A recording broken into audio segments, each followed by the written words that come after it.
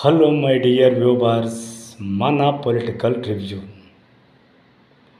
వారు red book అమలు చేస్తూ ఉంటే రాబోయే రోజుల్లో మేము బ్లూ బుక్ అమలు చేస్తామని వైసీపీలో చాలామంది అంటూ ఉన్నారు.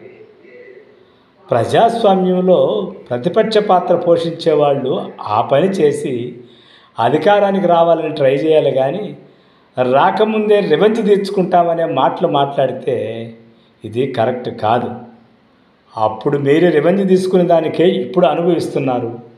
ఇప్పుడు వాళ్ళు రివెంజ్ తీసుకునే దానికే రేపు వాళ్ళు అనుభవిస్తారు, ఆ తర్వాత మీరు అనుభవిస్తారు.